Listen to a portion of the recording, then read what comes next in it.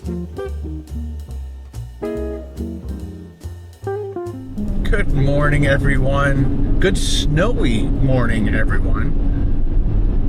Today I am helping a friend move just like a few large pieces of furniture. Paul's helping me, and I offered to come down with my Sprinter van. Carol and I emptied out a few things just to make more room in here. And if it wasn't for this, I would be going out to do a camp out right now, because this is perfect. I'm hoping it kind of lasts all day long, because I'm hoping I can get this shot. Sorry, I'm hoping I can get this all moved so I can get my video shot, because I've been dying for this weather for like 9 months. And here it is. It's right in front of us. Sorry, I don't have a front-facing camera. I'm in Moose, and I don't have the thingy here. Maybe I'll get one for the future. Again, I don't use this van enough to justify having that in here, because I don't usually vlog in this thing, so it's not really that important to have right now. Yesterday, knowing that possibly snow was coming, because they were like, it could go north, it could go south, it could turn to rain, we could get 1 to 10 centimeters or 2 to 5 centimeters, depending on where you are or what's going to happen. So it looks like we are definitely going to definitely get 1. We're probably already at 1. It's not staying on the roads, which is good. People are using the roads. No accumulation. No sign of plows or anything. But yeah, yesterday, knowing that this was coming, Carol and I did a lot of yard work. I blew all the leaves off my driveway and my yard into the ditch, just to, I didn't want to have to shovel snow and leaves off my driveway if it accumulated to be enough that I had to start shoveling. We also emptied out our water drums that collect water, rain barrels, and tipped them over, flipped them over, added the rest of the downspouts so that it's just not pouring out over the side of the garage. But I didn't have time to make. I told Paul I wanted to do this at 9, and he's like, it's too early, let's do 10. I'm like, okay, whatever. And I'm glad he did. I'm glad he did say that, because I really needed the sleep. And I was woken up by the person who we need help. So we didn't move Ben yesterday, so just to give you a heads up on that. So it's not Ben, it's another person that I'm not sure if I'm allowed to mention. Somebody else is just moving, needs help with a few large items. I told Ben and his girlfriend I'd help them yesterday. Carol and I were going to help them yesterday, but he texted us late Friday night and said the new apartment, they painted it and they weren't happy with what color they painted it, and so they told us not to come down. So that's the story there. So we didn't go down and help Ben yesterday, and we just stayed home, luckily, and basically got all of our yard stuff done outside, so it's all tidied up. The only thing I didn't do, and I wish I had done, is put my covers over my Muskoka chairs. And in my haste this morning to get up and get out of the house, because this person that I'm helping texted me at just before 9, and Sonny kept waking me up periodically throughout the morning, like either pawing at me or meowing in my ear or whatever. And I'm like, just give me like another half an hour of sleep, just another half an hour of sleep. And that kind of started probably at around 5, and then 6, and then 7, and then I think it was around 8 o'clock, and I'm like, I just need a little bit more sleep. And I kind of like fell asleep, and then I got the text, which woke me up and made me get ready quickly and brush my teeth. I didn't have time to make my coffee, grabbed my camera and my microphone. As you can see, I'm not wearing it. It's not on, because I grabbed my Action 4 camera, and I can't hook that up to that. So So I'm using my Action 4 right now, and I need my coffee, and I'm trying to think of which Tim Hortons would be the best one to go to, and I think I need to go into town because this car or this vehicle will not fit through the drive-through, but there's a one up here that doesn't have a drive-through at all, so I can just like go through the parking lot, grab my coffee, get my refill done, use Zach's card. Remember Zach from Rochester? He has spina bifida, awesome dude.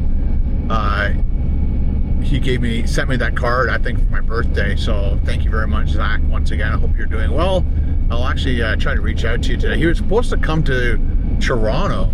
Like he messaged me and said, "Oh, I might be in Toronto.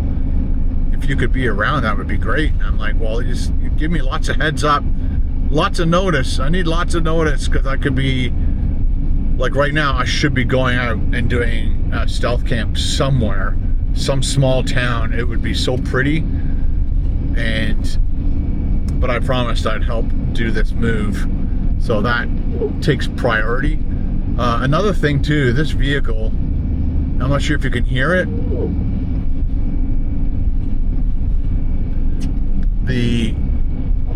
I'm guessing one of the fans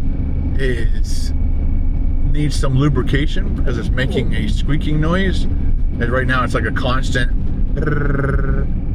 And if I shut it off or turn it down to low, it stops. If I turn it up to high, you can kind of hear it more maybe. So I'm actually going to turn it on more feet than blowing on me right now. Oh, and Antonio from Houston, Texas ordered some stickers and magnets, so I gotta put that in the mailbox. I have to put that somewhere so I can see it, so I can remind myself that I have to do that because I'm in town. I don't see any mailboxes handy, but yeah, we're gonna stop at a Tim Hortons real quick, get my refill, got my card, got my cup. Like, it seemed heavier than it should be. My phone was down to 18% or more this morning when I woke up. My God, damn it, I needed to make sure it was charged for today. And right now I have it on the charger, but this thing doesn't put out enough watts to charge it up really fast. And so right now it's at 21%. So it's out of the red into the green. Now, I always debate whether or not I should bring this vehicle into this Tim Hortons or not. Again, it's a 22-foot van. I'd like to, yeah, I can do it. There's a spot, kind of. So yeah, we're in Bradford right now. Unfortunately, like, I don't have my front-facing camera for you, but I'll do my best next time. I actually could possibly have my phone twisted sideways on its mount, shooting forward. Maybe we'll do a quick little experiment before we let's go get my coffee, and then I'll continue on with my story. I'll have to tell you this before I forget. I cooked Carol and I went to Costco and bought 4 ribeye steaks. When you go to Costco, the ribeye steaks are usually in packs of 3 or 4, depending on how big as they're cutting their ribeyes, they try to mix and match them, and sometimes you only get 3, but they're like super thick and big. Sometimes you'll get 4, which are better for us because they're smaller and not eating like a whole, and depending on the weight, it can be like, $70 to $90 or more. So what's your problem? Anyway, so I just wanted to let you know we cooked these beautiful steaks up. About 3.5 minutes on the first side, 3.5 minutes on the second side, and then 3.5 minutes again. Then I dropped the temperature down from like medium high to like low. Then I throw in a crap load of butter and then baste, and then flip them one more time for another 3 minutes. And then I check the temperature, and once it hits around 125, 130, on the plate, in the belly. All right, let's go get my morning coffee.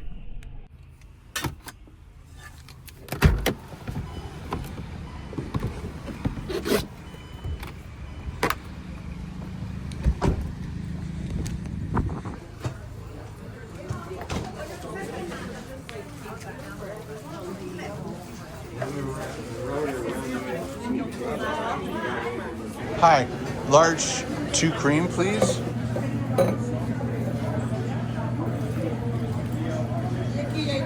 Perfect. That's good, thanks.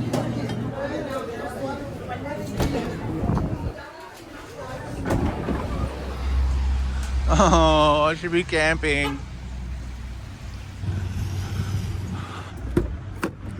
Will I make it? Yes. Good job.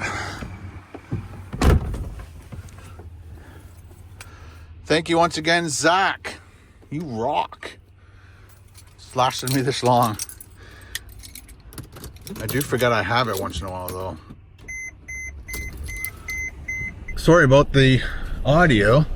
The audio is probably a little bit weirder than normal. Backup camera working. Nobody behind me. Oh my God! Poor guy. Okay, so got our coffee. Speed bump. Look out. Whoa. Big lineup in there. They have 2 ordering kiosks, whatever you want to call them. Ordering counter things, and there were 2 gentlemen in there who I don't know, broke open their kid's piggy bank or something, because they had, I don't know, $50+ in change all over the counter, and they were counting it. And that's why there was a huge lineup at the other one. Because I'm like, when I first walked in, I go, there's like 5 people at this lineup, only 2 people at that one. So I like skipped over, got to the shorter line, hoping I was doing something good. Okay, this noise is nuts. Please stop. So I thought I was doing something to help me save time. And as I walk up, I saw over their shoulders what they were doing. I'm like, go to a bank. Don't go to Tim Hortons with possibly $50 in nickels and dimes and quarters and start counting out because you ordered, you know, $40 worth of food. Oh my goodness. All right. So sometimes going to the short line doesn't help you at all. That's the moral of the story. Because there might be somebody that counting out pennies and stuff. Got to do a lane change. There we go, nice and safe. As a car goes spinning off into the ditch. Sorry. Oh, that's a good coffee. Every once in a while, you get a Tim Hortons coffee. I'm not sure what it is. It's either an old batch or I don't know. But there's one Tim Hortons coffee that I had to throw out, and that was in Georgetown, and that was a few years ago. I just remember first sip, I'm like, whose coffee did they give me? Because that tasted, it was so bitter and old tasting. I'm not sure if you had a really crappy cup of coffee. The other time we had a really bad cup of coffee was McDonald's. The first time I ever had a McDonald's coffee in the States, it was Paul, Justin, Dave, and I, and we were going down to climb, I don't know, Cannon Mountain or something. And I'm like, oh, I want to get a coffee, and McDonald's is right there. Let's go get a McDonald's coffee. I wasn't too sure about, you know, Dunkin' Donuts or any of those other kind of coffee places. And so we went there. All 4 of us threw it out. That's how bad it was. And I had just kind of started drinking coffee at that time, and I was excited to get a coffee with my boys. It's a social thing too, right? And to sit back and relax and have a coffee with your friends, and then all 4 of us threw it out. That's how bad it was. Ugh. Apparently up here in Canada, the Canadian McDonald's Corporation, whatever, actually bought Tim Hortons' old recipe I'm not sure if that's 100% true or not, but apparently that's why McDonald's coffee here in Canada tastes great now. Before, it was just coffee, and it didn't, you know, people didn't go to McDonald's to have a coffee. You know, they went there for breakfast, and they just bought a coffee because it was convenient, not because it tasted good. And a lot of people would go to Tim Hortons, grab their coffee, go to McDonald's and grab their McMuffin, egg McMuffin. That's how it went. And then Tim Hortons is like, you know what? Let's cut out the middleman. And Tim Hortons came out with their own breakfast sandwich, and that just changed everything. And then obviously McDonald's then eventually bought the recipe from Tim Hortons, which I'm sure Tim Hortons sold it for a crap load of money, because it was funny, on the way here and hanging out with you guys, I was thinking to myself, which is the easiest coffee place to get in and out of? And I thought that would have been the one, but of course it was a huge lineup, and it was really busy in there. Like, everybody was gathering, and I could have gone to a McDonald's, and because I don't mind the McDonald's coffee, and it's cheaper. So if there's a Tim Hortons and a McDonald's side by side, I think I'd go for the McDonald's coffee, just because it's 40 cents cheaper for the same amount of coffee, and it tastes great. So, but I still love my Tim Hortons. Okay, I'm going to get this move done as quickly and safely as I possibly can, get home, edit this video, put it up, and then I'm stealth camping somewhere tonight. Don't know where, don't know how, but yeah, need to make content for you guys. You guys need something to watch, and I'm the one to bring it to you. All right, have a great day. Oh, we're picking up the Tiguan this week, so stay tuned for that. Talk to you guys later. Bye.